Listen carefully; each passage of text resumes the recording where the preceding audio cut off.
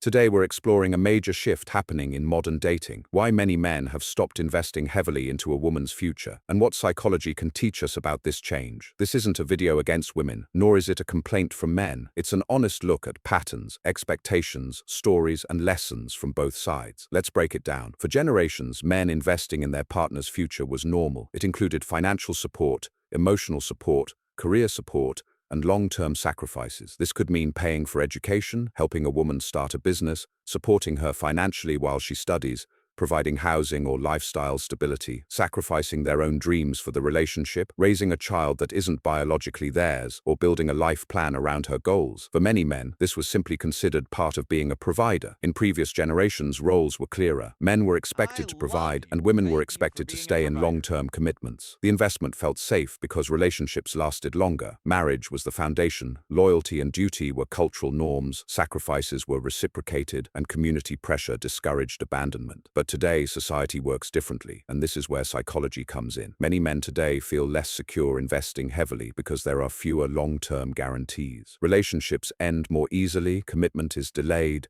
and breakups are normalized. Another factor is the countless negative experiences men have shared online. One man's story becomes a warning for millions of others. A growing number of men also report fear of being used emotionally or financially. Some have experienced situations where their resources or sacrifices weren't appreciated or reciprocated. Additionally, modern dating in some places has become more transactional, with both sides treating relationships like negotiations rather than partnerships. And because men and women are now more independent, many men feel less obligated to overextend themselves. Let's look at some realistic scenarios that explain why many men are pulling back today. These are common patterns, not specific people. Scenario 1. A man pays for his girlfriend's university fees and living expenses for 3 years. She graduates, gets a great job, and leaves the relationship 2 months later. He feels like he paid for another man's future partner. Scenario 2. A man helps his partner start a business using his savings. Once the business succeeds, she removes him from the picture, saying it was her dream, not his. He ends up with nothing. Scenario 3. A man moves a woman into his home, covers all expenses, buys her a car, and supports her lifestyle. When he faces a financial setback, she leaves immediately because the benefits stop. Scenario 4. A man supports a woman through trauma, debt, and personal challenges. When she finally becomes emotionally stable and financially independent, she decides she has outgrown the relationship. Scenario 5. A man financially raises a child he believes is his. Later, he learns the child is not biologically his. This experience destroys trust, not only in the relationship, but in future investments. These stories spread fast online, shaping behavior. Psychology tells us that human beings learn strongest from negative experiences. This is called loss aversion. We fear losing more than we value gaining. When a man feels burned by past investments,